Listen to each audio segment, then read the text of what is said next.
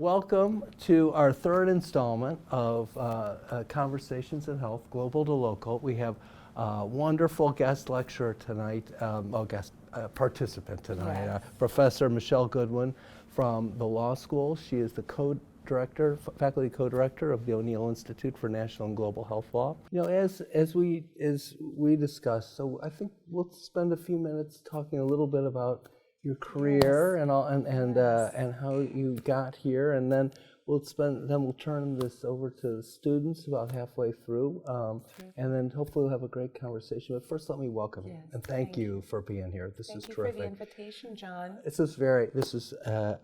I've been so excited about this. Professor Goodwin's joining us at Georgetown was a huge event for us, because she brings a level of scholarship and focus on these issues at the intersection of race and gender, American society. They're really fabulous and just a huge addition to our law faculty. So this is great.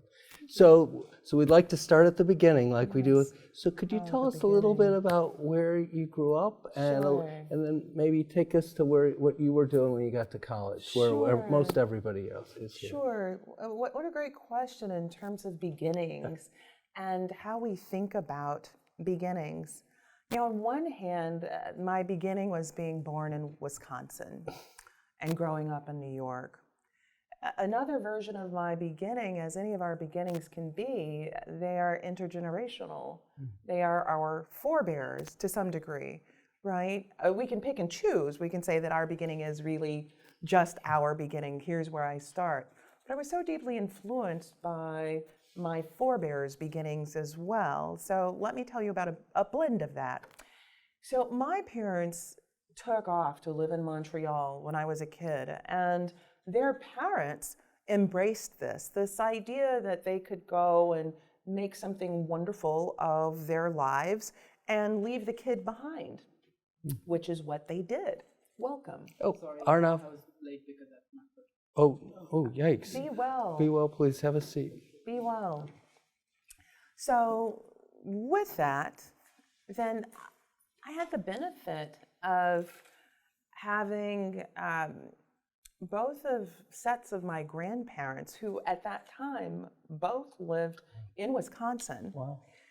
And so it was terrific. Now, these sets were very different. On one hand, my maternal grandparents, and my maternal grandmother in particular, played such an incredible role in my life. She was from Mississippi. And she was from what's known as a Jim Crow Mississippi, or you might think of it as a separate and equal Mississippi. Starting from the time of a case called Plessy v. Ferguson. It's a case that comes after the abolition of slavery, after Reconstruction, but a time of resistance, right? That we've had enough of this idea of equality. And where she grew up has been featured in films that leave people weeping deeply. Where she grew up, as I was just reflecting at NYU Law School on Friday when I was a part of a panel and giving a talk, is that, you know, she was part of where she grew up was a society that's hard to believe in many ways. I mean, it was really hard to believe because we all have so many luxuries. We're in an esteemed hall at one of the world's greatest institutions. We have the privilege of where we are, so it can be so hard to really fathom that in this society that we have, that there could be a time not very long ago where there were state laws that prohibited where you could go to school, that prohibited you being able to even walk in the park, even though your tax dollars help to fund the park, that prohibited you from swimming in the pools in the park, that prohibited you from going to bowling alleys of all things. Can you imagine legislators like, top of our agenda is let's make sure you can't go to a bowling alley, and let's make sure that you can't play billiards, and let's make sure you can't play chess in the park, and checkers in the park, and a whole list of this. There's a legal scholar who's now since long passed away. Her name was Pauli Murray. And you all have probably heard of Ruth Bader Ginsburg. Name rings a bell. Well, Pauli Murray was pre-Ruth Bader Ginsburg. And probably a reason that you don't know her is a reflection of this history, because she too graduated first in her class. She was at the American Civil Liberties Union, which made Ruth Bader Ginsburg famous, before Ruth Bader Ginsburg ever was. Before Ruth Bader Ginsburg headed to law school, Pauli Murray had been already laying everything down that literally Ruth Bader Ginsburg inherited then at the ACLU. She documented in a book called Race Laws in the United States. She documented all of these laws. It's a book that's nearly 800 pages, single space, and it takes you state by state all of these ridiculous laws. Black students may not touch or have books that have been touched and read by white students. I mean, you can't make these things up. And it's really hard to believe that there were lawmakers who sat down spending their time thinking about that. Well, that was one grandmother. And the other grandmother, that was Teresa. The other grandmother was Evelyn. Well, Evelyn was the one who took me to the ballet, to the opera, to theater. So I spent my week, the sort of main part of my week, in the home of my maternal grandparents, and the weekend attending ballets and things like that, and listening to opera and classical music okay, now this, do you all even know what a doily is? It just seemed like we were always folding doilies. That was, we would go out, we would have this lovely lunch, we would come back, she'd put the classical music on, and it was just that we were folding these doilies the rest of the evening. But having that upbringing between these two spheres really made such a tremendous impact on me.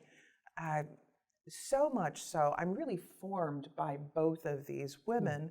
The very elegant Evelyn, who broke color barriers by being a shoe model, like the first shoe model. I mean, who would discriminate against people, sort of modeling shoes? But anyway, she broke through the shoe modeling barrier, and then also with Teresa. Now, to just give a little bit more of context. And this is in Milwaukee, or is this? This was in Milwaukee, and this was before my maternal grandparents moved back south. When my parents came back from their travels, then she moved back south. So I was really so fortunate to have had that pattern of time between both sets of grandparents who really did so much to shape my life. And then my summers as a child going south. Wow. It had not, there were things that you see, and some of you may have had this experience depending upon the backgrounds that you have. Like sometimes you grow up in a household where you're supposed to only observe, right? You don't get involved in adults' conversations, but if you behave yourself well enough, you can sit adjacent to those and listen. And so I spent a lot of time listening, because that was what was expected of that generation, is people are not your friends, they're your elders, and you listen. I know how that goes. You know how that goes. But in that process of listening, there was so much that I took in that later I came to understand. Here's one example. For Teresa, she would take these journeys south. Half of her siblings had moved to the north. She was one of maybe 11, 12 kids. Half had moved north, and those that moved north never went south again. She was the only one. She was the only one. Those that were south stayed south. As I grew up, especially when I was in law school, I really came to understand why.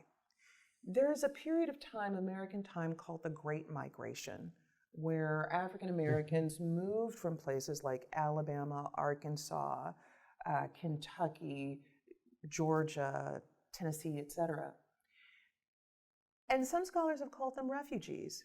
Now, if you recall what I've just shared with you in terms of legislation like that, in many countries, that's when you know that you have to leave, when you're being denied an education, where to vote means that you literally risk your life to vote, that you could be thrown in jail for wanting to vote, where you risk being lynched if you try to exercise your First Amendment right to speech. And so many of that generation were called refugees, because in any other country, and trying to get to the United States, that's essentially what they would be. But my grandmother was one who could traverse this kind of north-south line. I'm still unpacking that, and why it is that her siblings couldn't, though I understand why you would never want to go back to a place like that. And in fact, her youngest brother who was one of them. And the first time that he went back south was at my great-grandfather's funeral. He died at about 94, 95 years old. It was my second year of law school. He had been lynched. He survived a lynching. He had been cut down, put in a trunk of a car, and driven north, and never went back until the death of his father. But anyway, those summer trips, they were not all Mississippi. And in fact, they were quite enjoyable because I got an only child and got the chance to spend time with my cousins. So going to Tennessee, spending time with cousins, seeing, my grandmother was just absolute pure joy. And then we would take the trip. The trip that was about a week to 10 days where we would go to Arkansas and we would go to Mississippi. And then I'll just close that beginning story on this. The trips to Mississippi were always interesting. I just kind of breathed them in. The first thing that I'll share is that people were so kind. My relatives, that is. They were so incredibly kind. It was a long, dusty road where my great-grandfather's farm was, and the dust would fly up. And at the end of it would be chickens and all sorts of things and family. And it seems that, from somewhere very quick, there would be great food waiting. But here's something that I noticed, is that the water would be brown. Now, they were always incredibly kind to me because I would say, and how fortunate that they were very sweet to me, because I would say, I drink clear water. Is there, can you imagine? As I look back on that now, and of course they wanted clear water too. Right. Of course they wanted clear water. So here's this 6-year-old, 7-year-old saying, may I have clear water? And somehow they would make that happen. But of course that too, right? Observation, what you take in, and what you understand of it later. My great-grandfather never had electricity. He never in his entire life had a toilet that flushed or running water. Every year, it would be where I would ask about the restroom. And you were shown. And I was shown, take your pick amongst the many acres back there. Observation, and then later on as an adult, there's so much texture that's then added to what is underneath so much of that, so many different systems and ecosystems and whatnot. And all of that balanced then against having a significantly privileged life in the Midwest and then in New York, but then also having that pull back to the South. What a fascinating, but obviously hard set of places to experience childhood, but also so many different places in the same country. So many different places in the very same country. And how did you get from, did you go, when did you go from Milwaukee as your main sort of school year city to New York City? Did you go through high school? No, that was in childhood. And the layers of what happens in the lives of so many young people now in terms of separation and divorce. My parents weren't suitable to stay together more than a year after we were a family. You're kind of like a Bonnie and Clyde in their own kind of way, drawn together by beauty. They were aesthetically really beautiful kind of people, but very different. My father was a conservative, a very proud Nixon supporter. My mother was an artist and a poet and very different. And one can only think, and the assessment of my father's mother was that it was all about looks, that these people coming together, or the sort of energy of opposites in that. But it was really too much for them to be whole in the sort of parenting. The other thing is that the realities of the time, this is not Jim Crow anymore at the time in which I'm growing up, but it is a segregated Milwaukee. It's segregated. The neighborhood that we lived in, there was only one other family of color. There were no Asian families there. There were no Latino families there. There were no indigenous families there. There were 2 black families, ourselves and one other. The other black family kept to themselves. Understandably, segregation is not a pretty thing, and it can be somewhat harsh. And so I attended segregated schools, even in a time that's not Jim Crow at all. But it was the feature of how I grew up. And then it was later, I was about 8, 9 years old, to New York. Gotcha. Yes. Well, and I think people sometimes forget that. I mean, I grew up in Chicago, so I also know that Yes. the Milwaukee, and That's right. I had family. Of the two very most segregated, and so Boston. of cities in the Exactly, United those are States. the top 3. And I had family in Milwaukee, and it was strikingly similar to Chicago. Yes. But now New York is a different kind of segregation when you were growing. Yes. So tell us about that. Yes. How that's adding another fascinating point to your history. It is another layer. And I will say this, there's one departure, which is that the 70s was this period of time in which, as families it was the first time in which there might have been less of the stigma associated with separation and divorce. Absolutely. Before then, that was really frowned upon. Not that it was easily accepted, but it was happening in the 1970s. And so there were women who were taking it on as single moms with their kids. And so for 1 year, we were in the Twin Cities. So before New York. Oh my gosh, okay. The Twin Cities was interesting because that too was segregated. Sure. The school that I attended there, the entire school, I was the only Black person. And the fascinating thing, I didn't realize kind of warfare of places with deep winter. The first time in my life that I was ever called the N-word, I was 6 years old. We were living in Minneapolis, and I was a very precocious child. I loved reading, I loved writing. I was constantly making my own books, and my teachers typically just accommodated me. And for them, when you think about it, it's a bit of a stretch that they're having to do too. Here's the first time for many that they now have a non-white student in the class. And if you've been subject to what's been the kind of cultural norm of stereotype in the United States, right? A lot of the stereotype says a lot about where intelligence is. And so now here's this kid that doesn't fit that.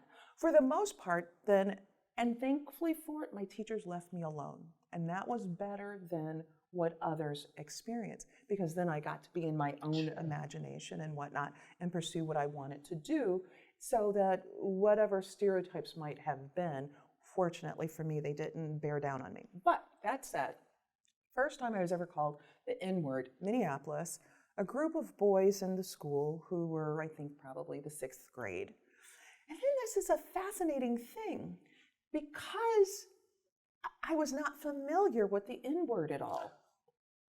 I interpreted it as, okay, it's something strange, and it must be something wonderful about me. Oh. Now, my mother used to call me her little African princess. Oh. So I actually think this is a new word for that. I tell the boys, thank you. Like, you recognize you recognize what my mother calls me. This is wonderful. I go home and I tell my mom, guess what? Right? Like, these boys at this new school recognize how fabulous you think I am. My mother was horrified. Yes. And she wrote a letter to the school. I was the messenger. But, in this way, it's not as if my mother prepared me, though. And maybe she thought that the principal would do a better job of it. The principal lined up the boys of the school and told me to pick them out. Not the wisest thing to do on the part of a principal. I don't think my mother anticipated at all. She couldn't have anticipated at all that that would be what would happen. Or that sabotage in Minneapolis, 45 years or 46 years ago, however long, would mean taking someone's gloves, right? I mean, so who would have thought of that, right? You wouldn't think, I got frostbite. Sure. Yeah, and at this very short time, Minneapolis, it's cold, right? And before global warming, really cold. We're just a couple blocks between being dropped off at the school bus and getting to your house, so cold as to cause frostbite. So anyway, these little pieces of things that sometimes carry in your childhood, and not necessarily things that you have deep and meaningful conversations about with the adults in your life, but you're just kind of lodging the little pieces away. New York. No, I was just yes, but I do think that this is just the flip side of what you just said. I grew up in an all-white neighborhood in Chicago, and the N-word was commonly used by students and adults in the neighborhood. It just wasn't. We didn't know any black people, but it didn't matter. It was just part of the air. Yeah. So there's flip sides of these stories. But let's go to New York. But Yes. anyway, Yes. please. So New York is a different kind of energy altogether. Wisconsin, in so many ways, there was a show that was called Happy Days. Any of you familiar with this old show? We're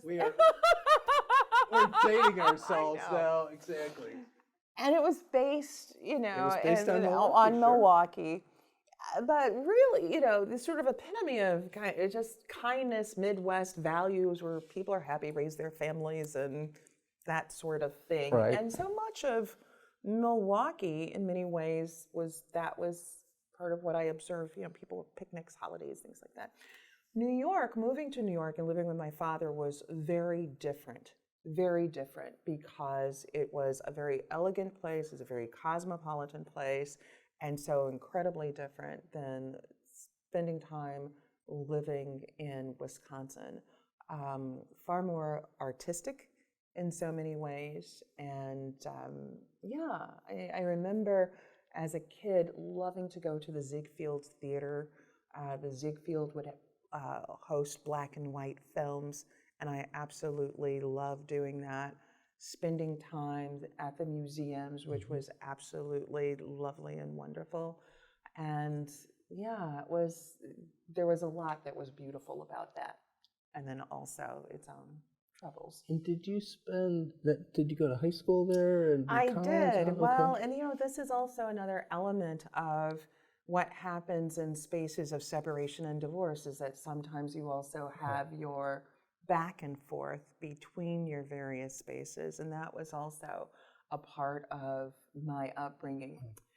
At 15, I decided I had had enough, really, with that, and also with parents and this raises some very interesting questions about children and parents. We're not necessarily a country that has kind of advanced to really thinking in substantive ways about what are rights of young people and children. There are international human rights statements and declarations with regard to children and the rights of the child.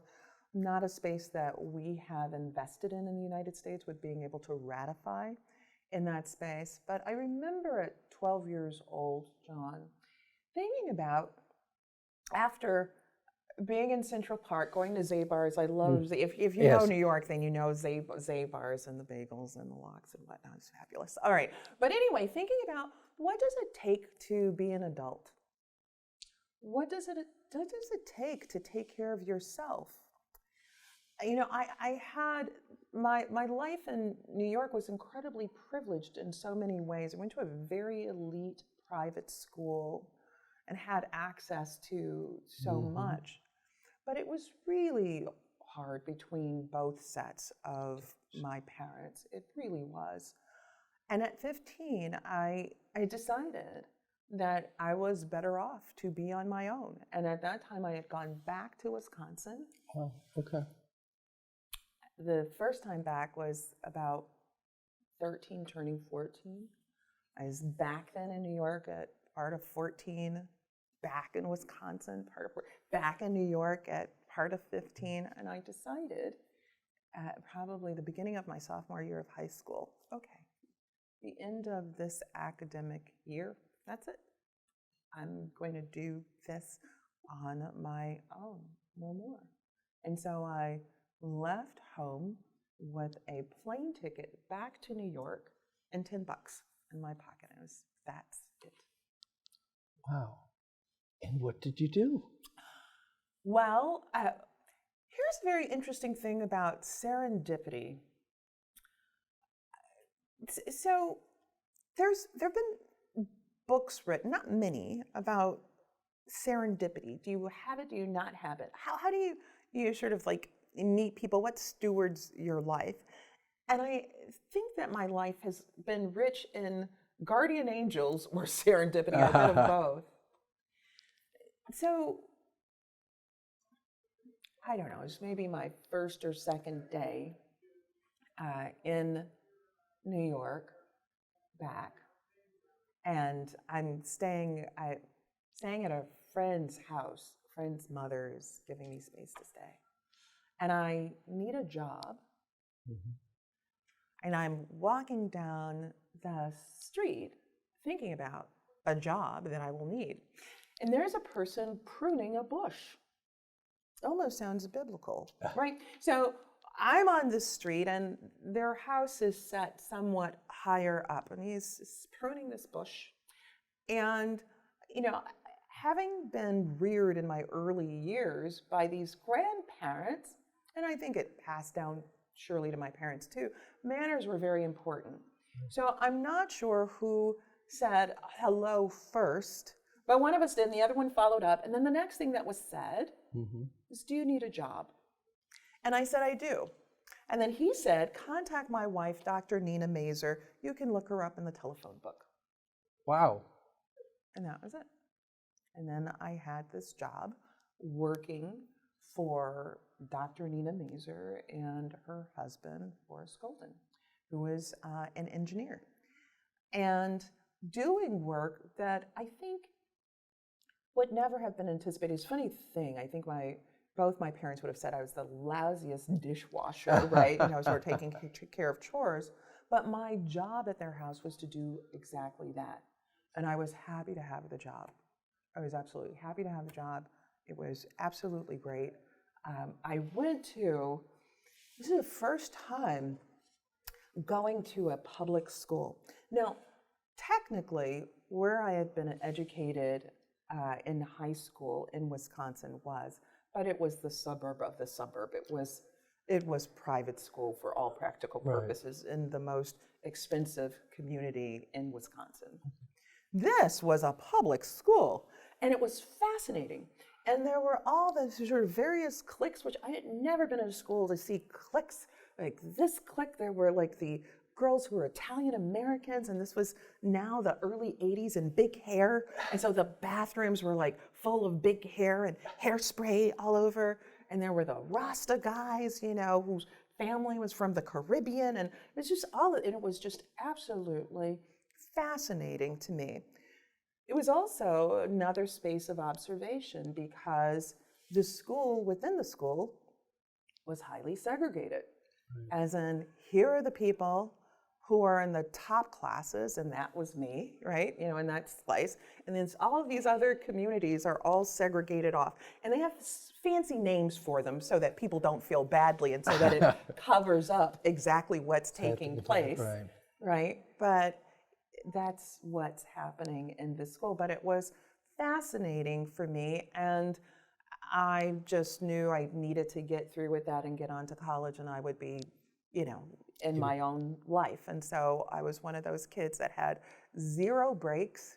I think I had like a you know, whatever, again, for these nerdy kids, right? I really started at like 7:30 and then went through, didn't have lunch, brought my lunch to class in all these AP classes, and then was captain of the debate team, volleyball team, tennis team, right? And so that was wow.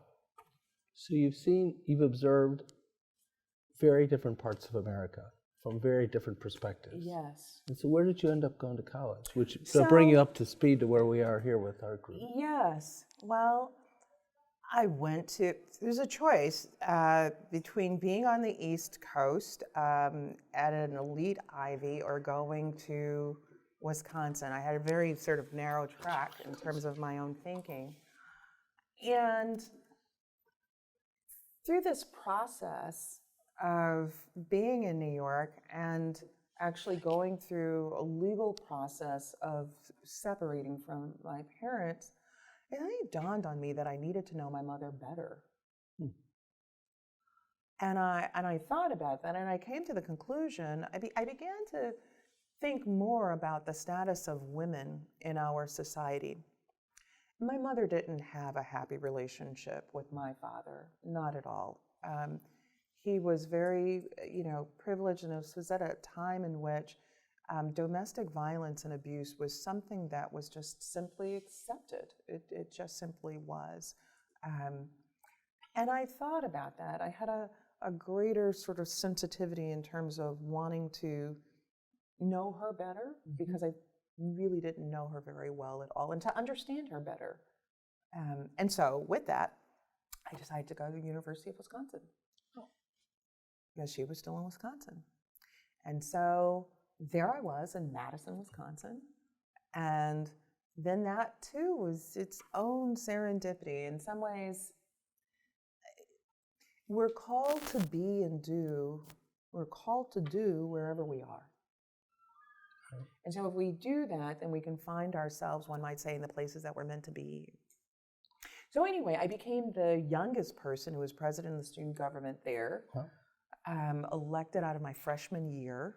At the time, the University of Wisconsin was one of less than a handful of universities that had what they called shared governance between students and the administration. In part, this was a reflection of the 1960s, where at the University of Wisconsin, Berkeley was another campus like this, there was such tremendous student activism, and sadly also students bombing a building as well.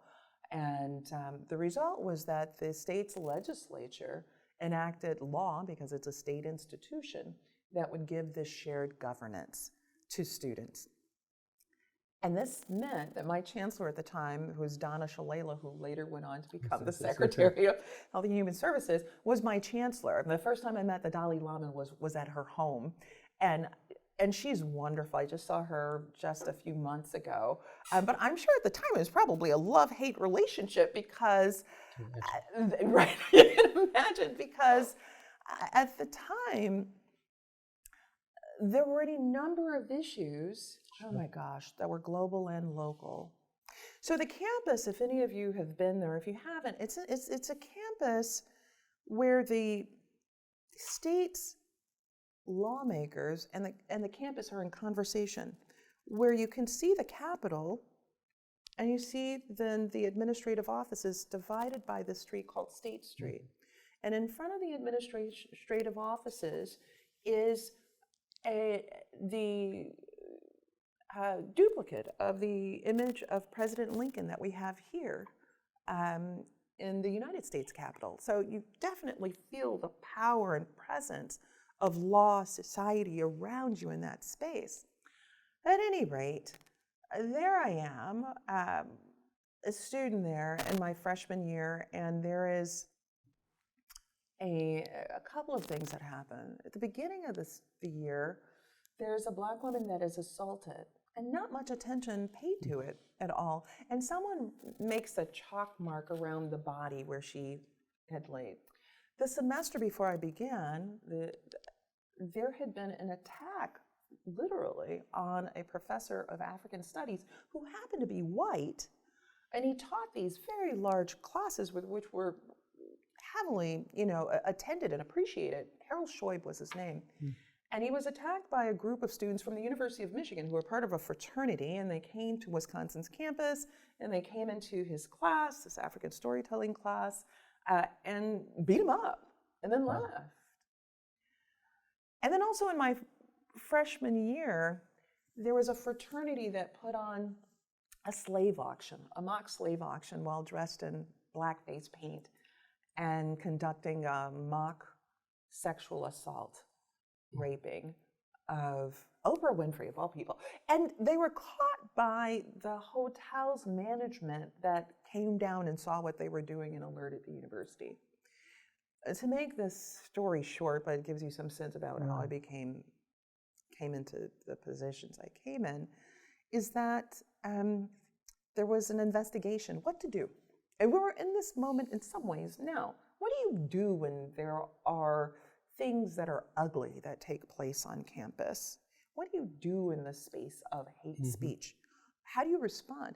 Now, it had happened that before I began, just the year before, the university was confronted with this question because of what happened to Professor Harold Shoaib and other things prior to my arrival. And so there was some policy in place, but here was the opportunity, here's the time. Is the university going to use its policy? Will it not use its policy because it happens that some of these young men, their parents were significant donors to the institution? I was put on this commission to think about these By the issues. chancellor?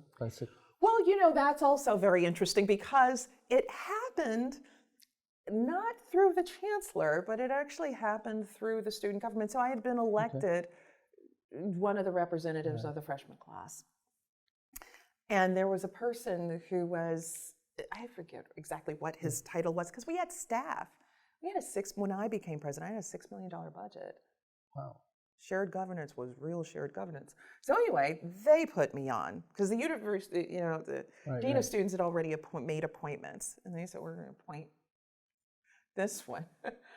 And so I was a dissenting vote to the recommendation, which was that the policy not be used in this instance. And from that, it was what it was. It was a press conference where there was press from all over the state and also national press there too. This wasn't the only campus where these things were happening, but it was really a kind of statement of what is happening now in the 1980s on our college campuses with, you know, slave auctions and all these kinds of things taking place. And as I went to the microphone to say, but I dissent,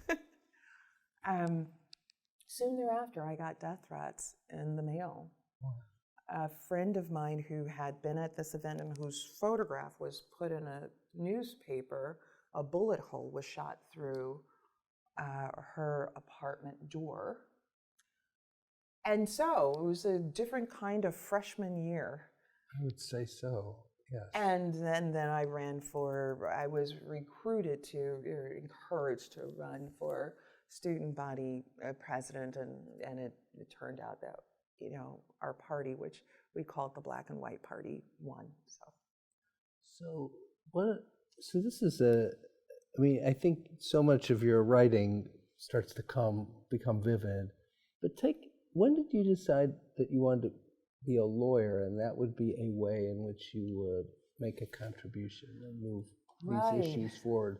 I mean, I could see the increasing interest in policy and in the way that law reinforced disadvantage and how the government or leadership responds or not to injustice. So I see threads here, but tell us how you made that next move, because you could. I mean, I suspect you had many options.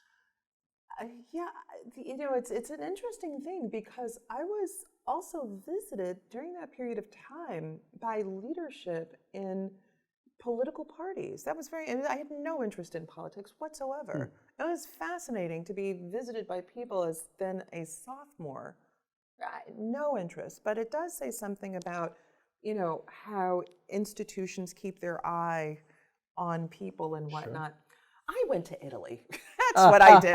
And so I had a unique major. So I triple majored in what was an honors society.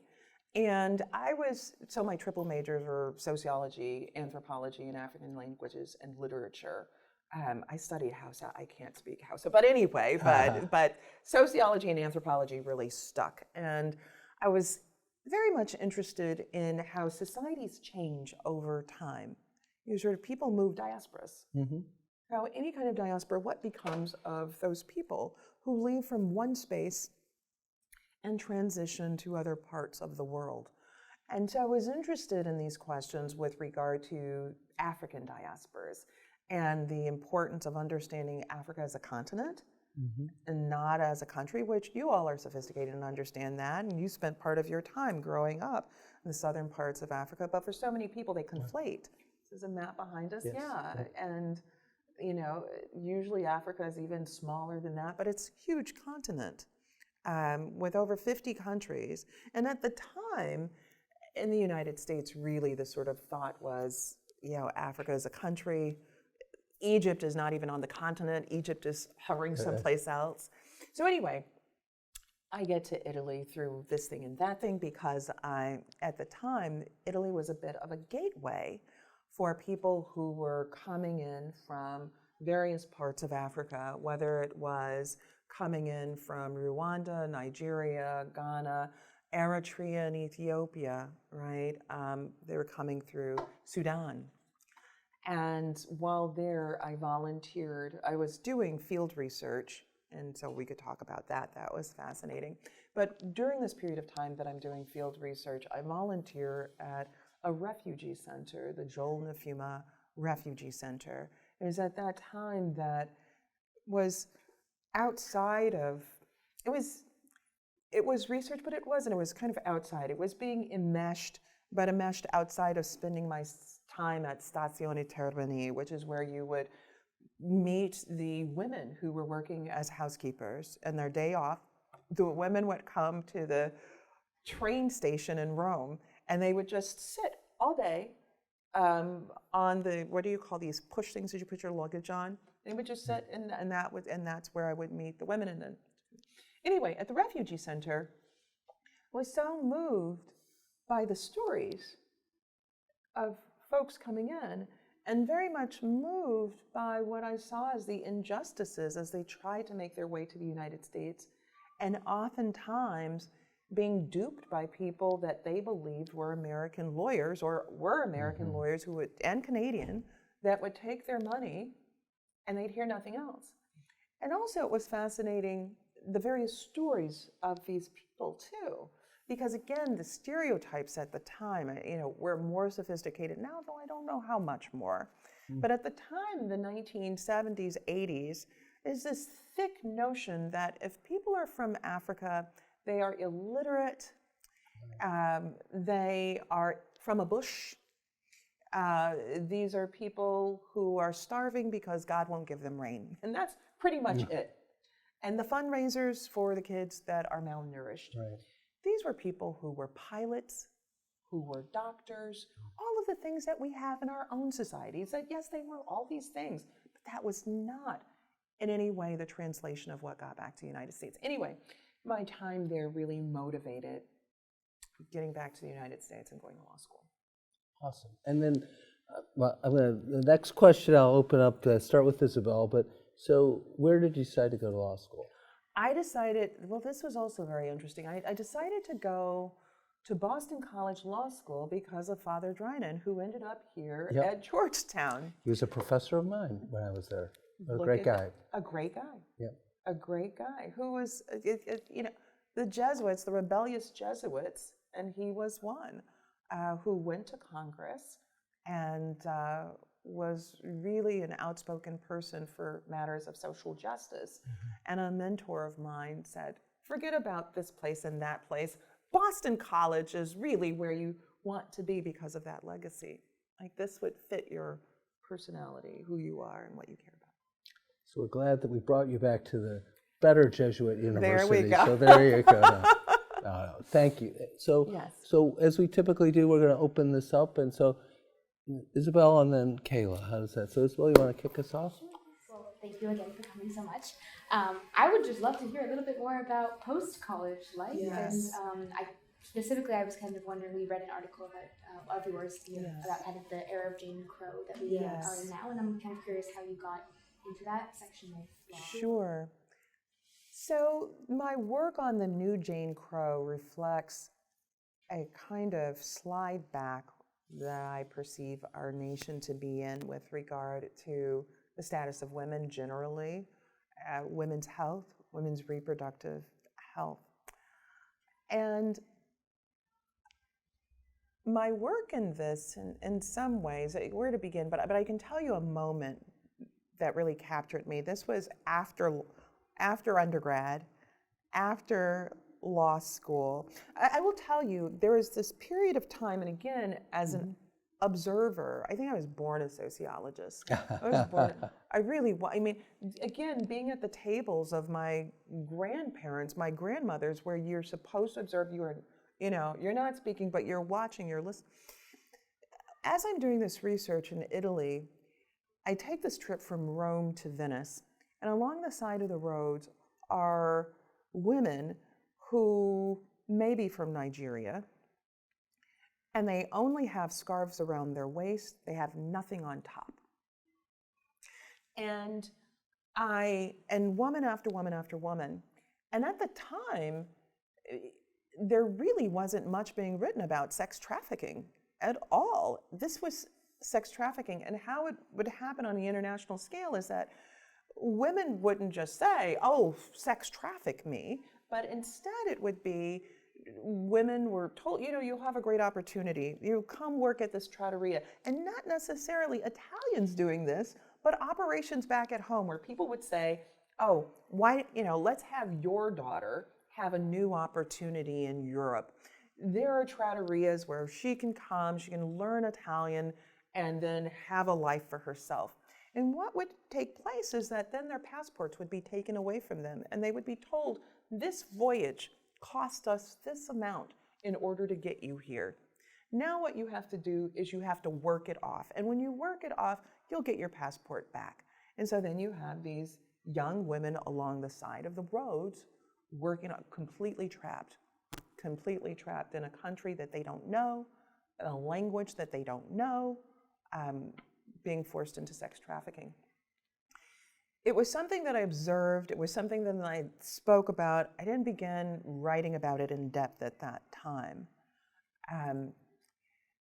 Not much later, after law school and postgraduate law degrees, I began to see patterns of things taking place in the United States that weren't being talked about. The sex trafficking things were still in my mind, and later on my research took me to the Philippines, India, South Africa, looking at those issues, which I work on. Well, one of the things that I saw in the United States was that women were being arrested for their conduct, their prenatal conduct, and taking very coercive plea deals of 15 years, 20 years incarceration. Now, this is way before Dobbs. This is when Roe v. Wade is still the law of the land, Planned Parenthood v. Casey. These women are almost to a fault all Black, maybe some Latina women. And by so many loads, they're being arrested. There are women like Regina McKnight, who's the first person to be charged with murder for a stillbirth. She's Black. It's the late 1980s. And there's so many others. Renee Gibbs, 15 years old in Mississippi, charged with depraved heart murder after having a stillbirth. And I recognize that these women are really not getting any attention at all in terms of what is happening to them. And the prosecutions are really quite coercive because these women could all have abortions if they wanted to. So if you're 15 weeks pregnant and you told your doctor that you used a drug during pregnancy, but you're there for prenatal care because you're doing your best and you want to get prenatal care, but your doctor calls the police on you and you're charged with child abuse. Well, at the time, there are no laws that say a fetus is a child and that this is child abuse. So I began to write about those things and write about the fact that these were not matters being taken up by reproductive rights organizations, although they should have been, right? So it's like seeing reproductive rights is only about abortion rather than seeing it also about prenatal care, postnatal care, and seeing it as being about women who are vulnerable, who are economically vulnerable, who may be vulnerable because of their social conditions. But then because I am an empiricist and I really do care quite deeply about getting factual information, like what do we know, what do we see, and then we can figure it out, seeing dramatic differences between what was taking shape, and I was writing about before the opioid crisis became the kind of moniker. I was writing about it and I was saying, okay, look, this is what data tells us. Here are women being dragged out of hospitals in shackles and chains who are poor, and yes, who took an illicit drug from off the street, and by the way, they don't have insurance. But at the same time, we're not arresting, and we should not. We shouldn't be arresting, but we are not doing this to categories of what we've seen over time is that there's been a dramatic rise of women taking prescription medications during pregnancy, cocktails of them, Oxycontin, Demerol, like all at the same time. That category of women that are more likely to be in cocktails of prescription medicines that are being prescribed by their physicians are white, upper income, highly educated. So here are these tales of these two different cities, you know, and I would give talks to people who say, but they're different. You can't compare these women. Their doctors know what they're doing. Now we can see. I mean, I remember before the opioid crisis, giving talks and people saying this is ridiculous that you would even compare these women to those people over there. Doctors would never give people anything that is harmful to them. You know, this kind of narrative, which at the backdrop of it says a lot about class, it says a lot about race. And power. And power, absolutely. So Kayla, do you want to? Yeah, absolutely. Thank you so much again. You're a remarkable orator. It's been so nice to hear your story. We've spoken a bit about framing and a bit about beginnings. So I wanted to hear, you know, I know conventionally Roe and the second wave of feminism has been considered the beginning of the struggle for reproductive justice in the United States. But where do you see the beginning of this struggle being in history? And what do you think is missing most from current framing? It's a great question because the origin story of the reproductive struggle, reproductive justice, however we want to name it, is the story of colonialism, right? It is, right? The earliest of American laws, the very earliest of them, are defining who people will be, right? And even if you will be a person at all, defining, for example, that children will inherit the status of their mothers. That is a reproductive law from the very beginning, 1600s, right?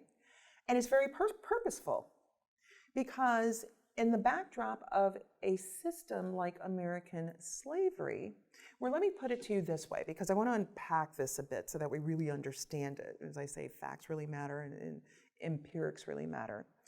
Thomas Jefferson once wrote to John Wales Epps, who was also a politician who happened to be related to him.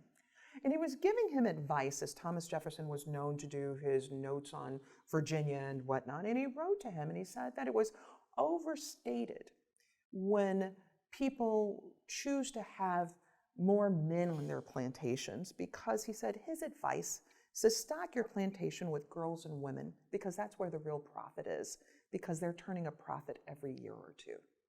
Now, Thomas Jefferson wasn't talking about, boy, they're mighty with how they pick cotton. Those women can just pick cotton more, robustly than men. That's not what he was talking about. He wasn't talking about, oh, those women can hoe, much better than the men can. He was talking quite explicitly about sexual subordination, about sexual violence and rape. For us, it's been a long journey in the United States to acknowledge these histories which were not being denied at the time. I've collected thousands of advertisements of the periods of the 1600s, 1700s, 1800s, a lot with the help of Georgetown librarians and then also at my former institution. Now, what's interesting about these advertisements is these are advertisements that don't force the hand of the people who are practicing enslavement. No one's telling them, you must place this ad. So we know from their own perspective, here are the ads. And what do these ads say? These ads advertise to sell. They advertise to retrieve and get an award. They advertise when there are going to be parties, too, involving this. Now, what's interesting about the ads to sell is that you'll come across centuries of ads for breeding winches. This breeding winch, healthy breeding winch, who's 14 years old, healthy breeding winch, 15, breeding winches.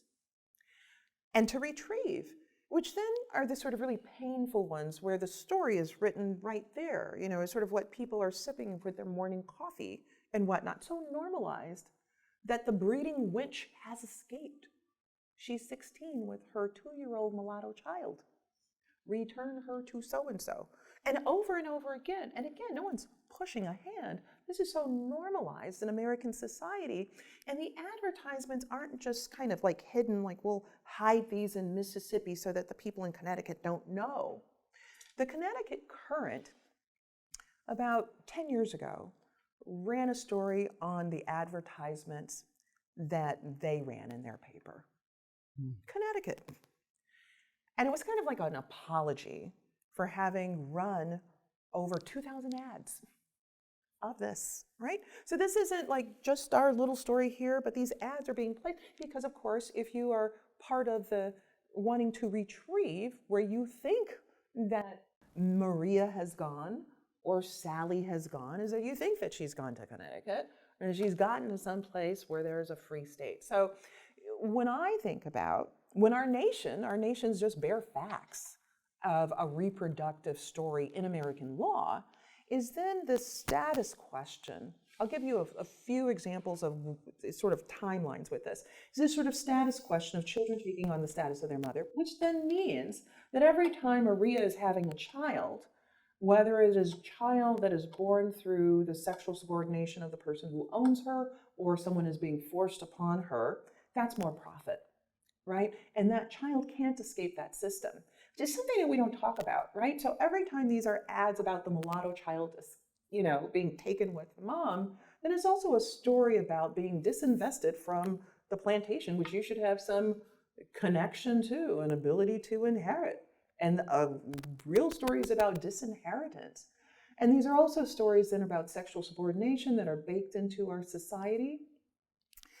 But then from there, we have other stories that are part of this, stories of hypodescent. The other day, I was telling my reproductive health rights and justice class at the law school about a case from the 1980s.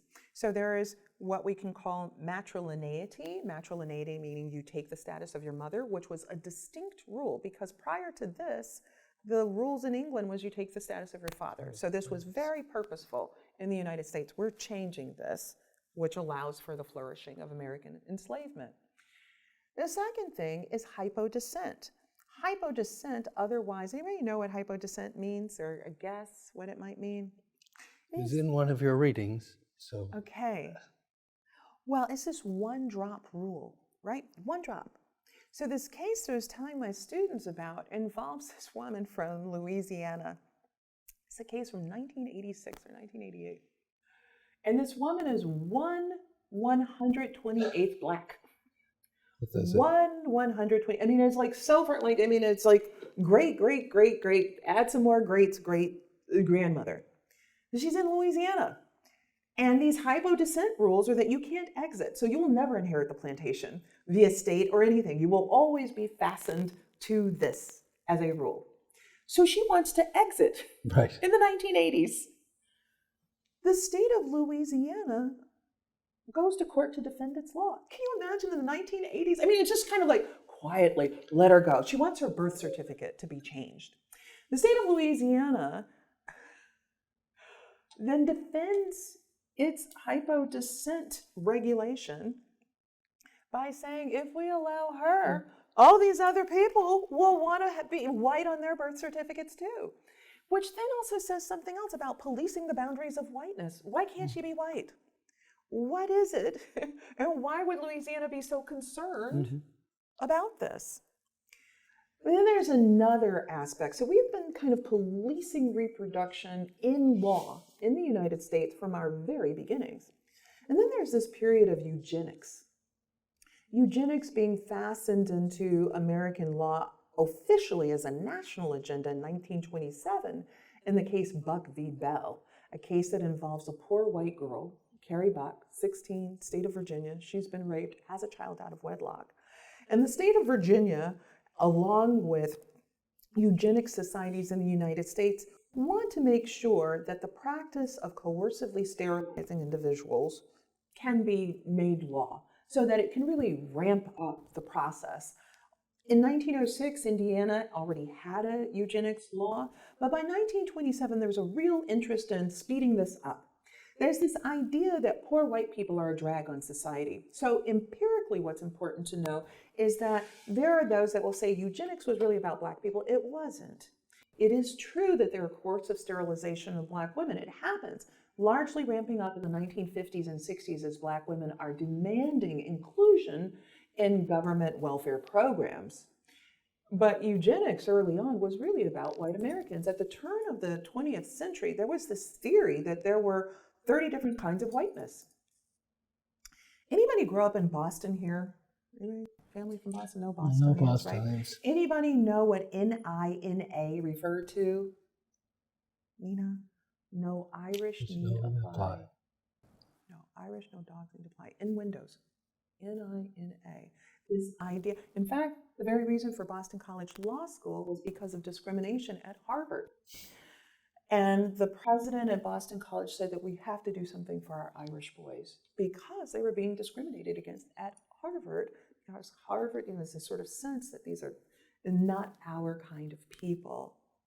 And so the eugenics platform, in the case 1927, before Justice Oliver Wendell Holmes, who was the Chief Justice of the United States Supreme Court, issued this decision that it's one of the worst decisions ever in the United States history.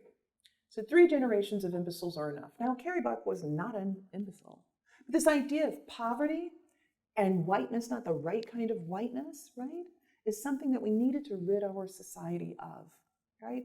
He says that better than to let them starve for their imbecility, society can prevent those who are manifestly unfit from continuing their kind. This idea that if you are poor and you're white, you are manifestly unfit. It launches a period of tens of thousands of sterilizations in the United States, and the Nazis borrow, almost verbatim, the law that was made constitutional by the Supreme Court, or is upheld as constitutional. The final thing that I'll say is that, so we've talked about matrilineity, hypodescent, eugenics, and the final thing that I'll say is our anti-miscegenation laws. Again, this kind of policing the boundaries of who can marry and what will result. Also, reproductive. So for those who begin at Dobbs, they've missed so much. They've missed centuries, right, of what we need to pay attention to. Wow, this is so awesome. And now we can open up the rest of the class to Ethan. You got your hand up first, so why don't we start with you? I'm just really interested. You have such a rich history of advocacy from the student level as well, and it's really interesting to see the pushback that you had. And now that you're tackling like even bigger problems, I can only imagine the amount of backlash that's happening in terms of the normalization of discrimination. So how do you pursue advocacy in a way that allows people to adjust to the new reality and embrace a more progressive view of discrimination? Yeah. It's a great question, and I will say that I think about it in a couple parts. The first part is that I feel very fortunate. There are people who before me had to encounter far more. I have many privileges in my life in terms of, at the end of the day, where I'm able to lay my head down, right? And generally not worry about, it's complicated, right? Because complicated. But I will still say that I have a very different life than my forebears, right? So I recognize that. Even while it is true, it is absolutely, yes, have I received death threats? Yes. While I was at the University of California, Irvine, before coming here to Georgetown, I was in regular contact with the chief of police. We just forward on the emails to the chief of police, and they would, search through and find it. It's just one of those things. I chose not to let it define my life in doing that work, and I still choose not to let those kinds of things sort of determine my life. I try to be safe, but at the same time, I move forward, and it's like breathing and water to me to do what I do, right? To speak up. It's something that just kind of kicks me, where I feel as if I cannot be silent about some things. But I also think about, how do we use our words? And so I'm mindful about that. Sometimes not everything is an oral expression. Sometimes it is that we use the pen, and I need to use the pen. And I also think about how do we reach people? So a period in my life that we didn't talk about is after law school, I went to Kentucky. And my role in Kentucky was helping to desegregate school districts. Here it was, the 1990s. Brown v. Board of Education was 1954. My job is to make Brown happen. The districts have been under federal court order for 40 years, and they've been resisted. And here I am. A very interesting thing is that I felt the need to make sure that my age was not an issue because I was literally right out of law school, right? And so I would... You were working for the Justice Department? Or No, I wasn't. I was working for the second largest school district in the state. Okay. So this is a very interesting thing when institutions take these kinds of things on. Sometimes it's within their own kind of, sometimes things happen because horrible things happen. And it turned out before I was hired to do this, something horrible had happened in Lexington, Kentucky. A young unarmed Black boy had been shot in the back. And then it was, and sometimes as these things happen, that wasn't on school grounds, but there's sort of like idea, okay, we need to try to resolve some things that we haven't resolved before. My approach to that work, two things. The one, I remember someone telling me, don't bring your Yankee ways. You can't bring your Yankee ways down here. And I'll bring my Yankee ways anywhere like I want to bring them. But it was interesting, this kind of language of Yankees in the 90s. But as I thought about it, I thought, okay, when in Rome, you have to find a way to translate and to meet people where they are. And I'll give you an example of a time in doing that work where I was incredibly frustrated. But again, sort of using my wits, meet people where they are and how do you get something done. Early on in this role, I was determined not to be an ivory tower person, right? This person who's just up there, but I was going to be available to parents. One aspect of being available to all parents meant actually that white parents who had children with autism could call me. Now this, today, it's quite normal, right, to think about kids with autism. You're sort of thinking about programs. That's not the case in the 1980s. So this was like very nouveau. These parents needed help. They knew no one to turn to. But here's this equity lady, this Michele Goodwin, and I was there for them. I was absolutely there for them. So these parents then could be more open about these other matters, and they were very supportive because they knew, let 1,000 flowers bloom. One day that was incredibly frustrating to me, and it was early on, and I'm glad that I saw this early on. I get a call from a parent who said that her son had been arrested because he had called a teacher the B word, which he should not have done, but it was a system like that. This Black boy is now in jail for a crime of moral turpitude. Moral turpitude is what happened at 9/11. That's moral turpitude. And he's incarcerated now. And she's like, hey, help get my kid out of jail and get him back in school. I work through all of that, and I go over to the school to meet with the teacher.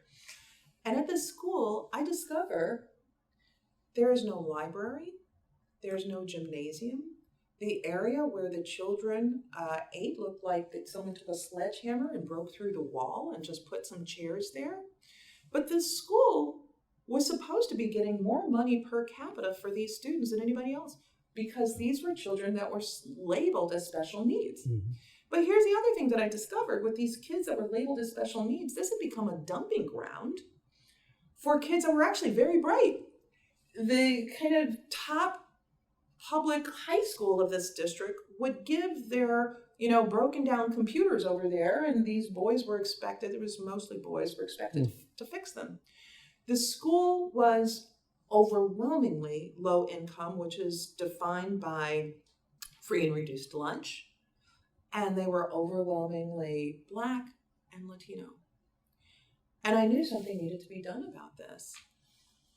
What was really heartbreaking, Ethan, is I called a meeting of the school board because this, to me, was an emergency in a class action lawsuit waiting to happen. And I really came to see what I was up against with one of the members. Was a 5-member school board.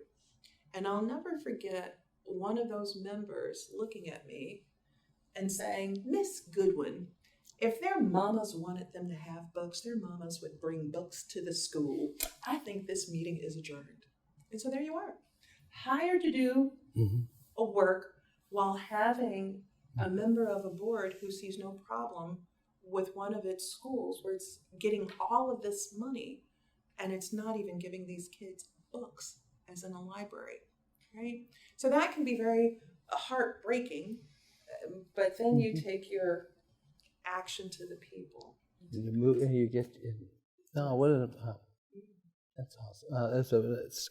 What's I think is helpful. I think you're helping us contextualize how you use the role to make the change you can, but to think about, but recognizing what you're up against. And let me tell you this, Ethan. I've always believed you can't have my integrity. And this is what I would often tell, and I will say that one member of the board was just one. I'll also say this, that there was one at that time African-American member of the school board. He was the first person elected to that board. He was from Kentucky, had gone to Detroit, came back, and we made tremendous progress after that because I knew what I was up against. And this meant then that I needed to meet people at their synagogues, their temples, their churches, in their basements. I needed to hear from them. I needed to get them out. I'll say that the biggest meeting that school board had ever seen, like 500 parents showing up to demand better. And it was through my reaching out to these parents and saying, what do you want? Let's make it happen. And then, of course, getting members of the board, how could you do that? Well, you don't own my integrity. You can always stop this. You can always stop this and do what you're supposed to be doing. You can fire me. You can release me from this contract. Or you can do the work that you're supposed to be doing. But you can't tell me that I can't speak to the paper when I have advised you to do a certain thing and you have decided not to do that thing. I am free to say that I have given you that advice, right? It's just the kind of lawyer you want. And other, go ahead, Naomi. I'm really curious about Naomi. So you are in the field of health law. Yes. Can you talk a little bit about what that looks like? Because I'm curious how law can ever be completely separate from health and how health can never be completely separate from law. Well, Naomi, I think that's a brilliant observation. It's very true.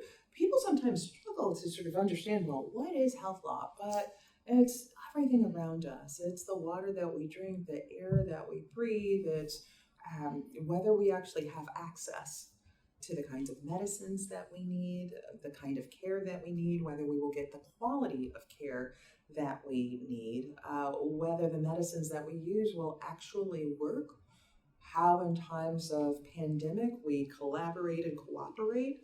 So I see it as a kind of seamless aspect of what we do, and for me, it's been long-standing. It's been so intimate to me, this idea of health care and our ability to be able to have it and what we do with it, such that it's my earliest work within this space as a professor has always been that.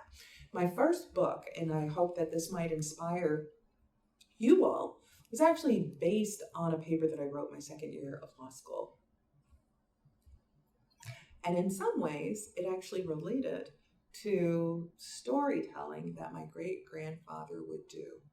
So in Mississippi, in late night, you think your great-grandfather's just trying to scare you all. Right. You tell these stories about experimentation on Black people's bodies, right? Like that just seems like a scary story to make the kids scared, and now you'll go to sleep, right? That kind of thing.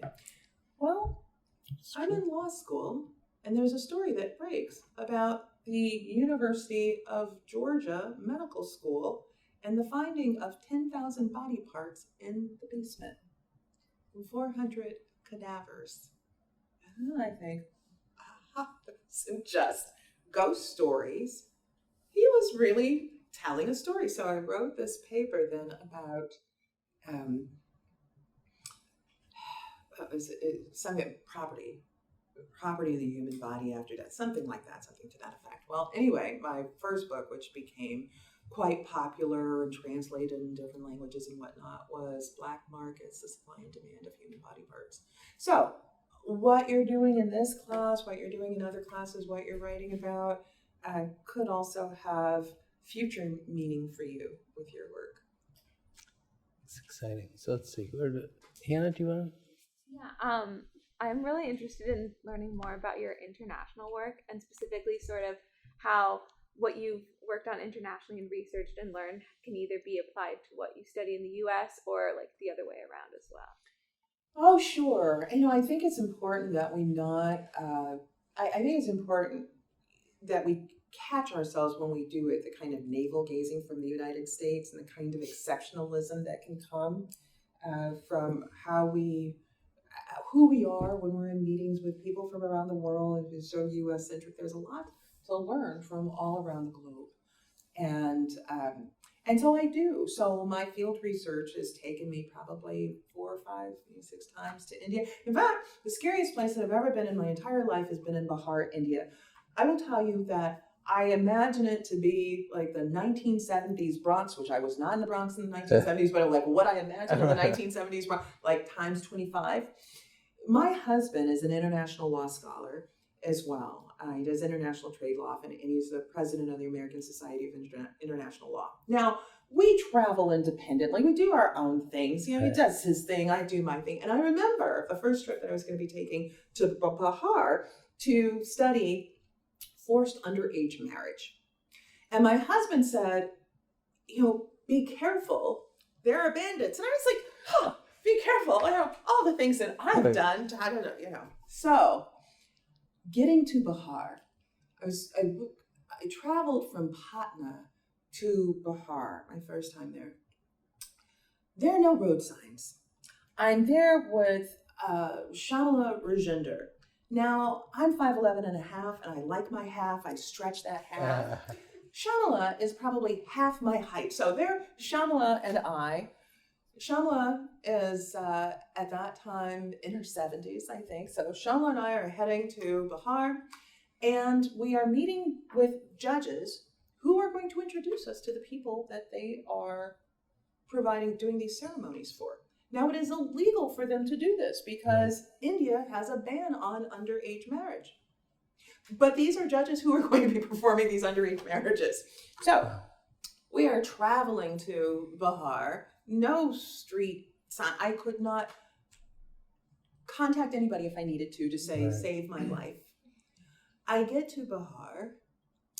Now, I will say this. Before we go, like just a few days before, Shamala sends me an article. There had been a social worker who had been in Bihar, and she went with pamphlets about why you should avoid underage marriage. Her arms were chopped off and her neck nearly chopped off. So now we are on our way to Bihar. The cell phones are not working. There are no street signs. And we meet with the judges, and the first night there, surrounded judges and then the judges' security forces with machine guns, take us to a hotel, which I would not call a hotel, even where I've gone for my work.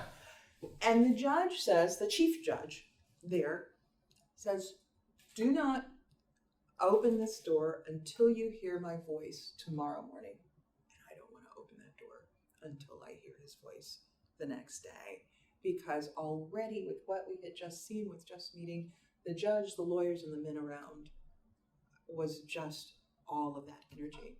And during that time, one of the cases that most stands out to me is interviewing a family, interviewing a girl who was 15, about to get married for the second time because her first husband had died.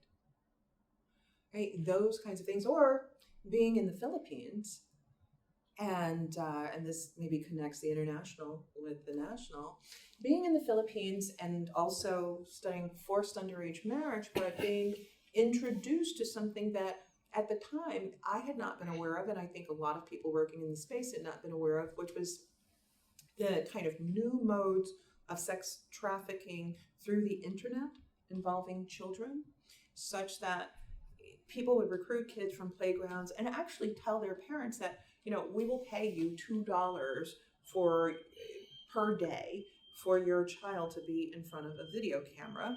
And your child does not have to be with an adult, but just do the things that we say that the child should do. Horrible. Absolutely horrible. Well, there's a woman who runs an organization trying to stop this, and we're meeting, and she tells me about how under a different political regime, she was put in jail, and her children were put in jail with her as a punishment, right? So we're punishing you, and we're going to punish your kids by putting your children in jail. Well, in the United States now, where we have the highest incarceration of women of any place in the world, we incarcerate more women than Russia, China, India, Thailand, Mexico combined. And now in the United States, as a practice for good behavior, your kids get to be in prison with you. How interesting is that? On one hand, being in the Philippines and it's punishment, and now in the United States, it's a reflection of good behavior. Arnav? Leo? First of all, as someone from Bihar, India, I would like to thank your assessment. It is true in many ways. Not ubiquitous, but true. My question to you would be sort of more related to academic/career, because as someone who's interested in education and also wants to go to law school, my question is, how do you kind of establish yourself as someone working in, for example, in your case, health law, or who's working, as you mentioned, you were helping school districts, and you work with along the lines of racism, etc. So how does one, out of law school, kind of make that path for themselves? And also, sorry, does it start from within your the law school? Does it depend on what classes you take, or does it depend when you come out of law school, you kind of determine what places you need to go? I think it's an excellent question that you ask, a really excellent question. And I think it's a couple of things. One thing is to be prepared for the fact that I think something that we have to do better at law schools generally is that students come in with a certain passion and interest, and the competition can feel so thick that after that first semester, whatever you thought you wanted to do going in is now out, because you have to compete with this idea that you have to be in a certain place, right? It just becomes thick in so many law schools. So it's really important to fight against that, right? I always tell law students, read outside of your casebooks as well. Remember that you are a person, you've got other things happening. I also remind law students to remember that they are graduate students, right? So outside of law school, if you're a grad student in other parts of the campus, you're getting together with other grad students. For law students, it can tend to be that here is your section in law school, and these are the people that you associate with, really missing the rest of the universe of the university where you're at. So I would strongly advise that. One of the things that we say in law that's really important is networking. And there's a way in which networking can sound very transactional. In business school too, Ethan, that, MBAs are notorious for that. So there's a way in which we can think about networking in a different way that doesn't feel as transactional, or sometimes transactions are important. That is the ability to get to know people as being really something that is important, right? I will also say, and it's important to think about blossoming where you're planted and being willing to go, just as you have. You're from Bihar, and here you are, right? Being willing to go someplace outside of your comfort zone. What often happens is that law students who may go to law school in a place like DC, Los Angeles, Chicago, New York, this is the place I've got to be, this is the place I've got to stay. Instead, there may be incredible things waiting for you someplace else. So again, I mentioned I was at NYU on Friday, and at this particular convening, there were state Supreme Court justices, there were solicitor generals, which are basically the people who are running law for the state, and a message over and over again were these folks saying, I went to law school X place, but now I'm Solicitor General in North Carolina, and I've been before the Supreme Court 3 times. I would never have been able to do that. And these are young people. These are not people who are my age, right? And these are people who are like, I took a chance a few years after graduating and going someplace that was outside of, the big city. And I've gained so much. I've really been able to work on meaningful issues. Overall, I say wherever you decide to go, wherever it is, just do your best where you are.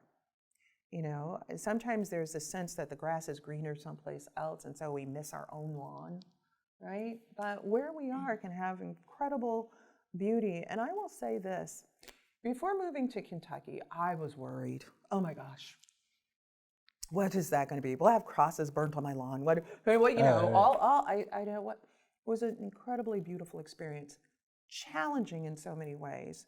I learned so much. One of the things that I saw was that the expression of poverty that white Americans experience, other people of color too, but in the American South, there's something very interesting into sort of like a kind of perniciousness against poor white people. It's a fascinating thing that is very much a kind of Southern enterprise.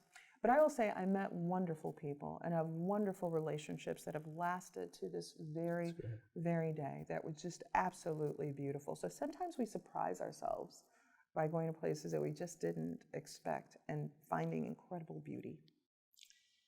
Leo, I think last question here.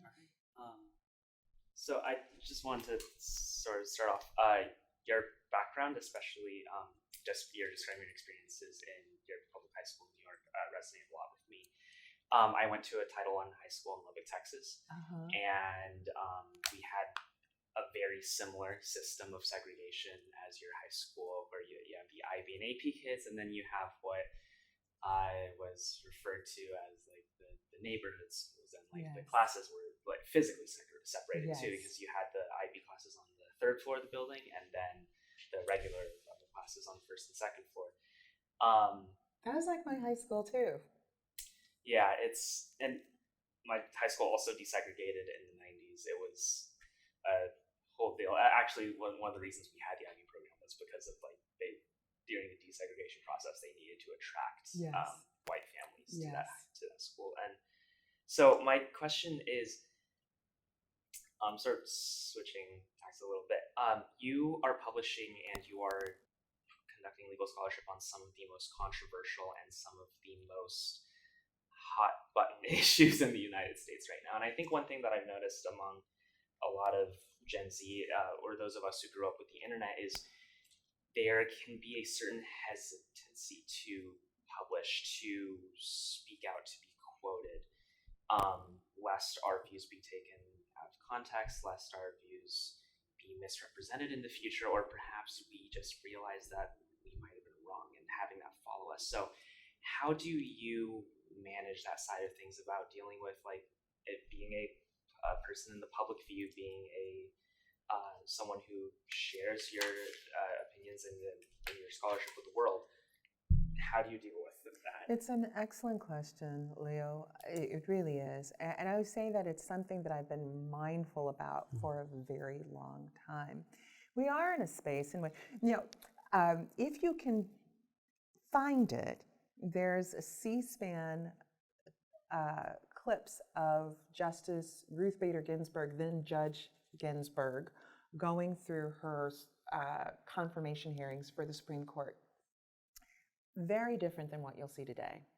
At the time in which she was being interviewed by members of the Senate Judiciary Committee, she was talking about abortion. She said her favorite justice on the Supreme Court was Thurgood Marshall. She talked about how she makes her law clerks every year go to visit people who are incarcerated so that they understand the weight of what it is that they are doing and the lives that are at stake. And it's just the most fluent thing.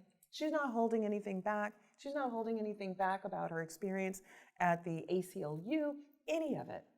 Today, it's very different when there are individuals that are being interviewed for a spot on the Supreme Court or on one of the lower courts.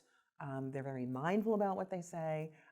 These days, the very idea of anybody who might want those aspirations is like, don't write whatsoever, have it be the most neutral kind of thing that nobody would want to publish, right? For me, I'm mindful about my words. Words matter.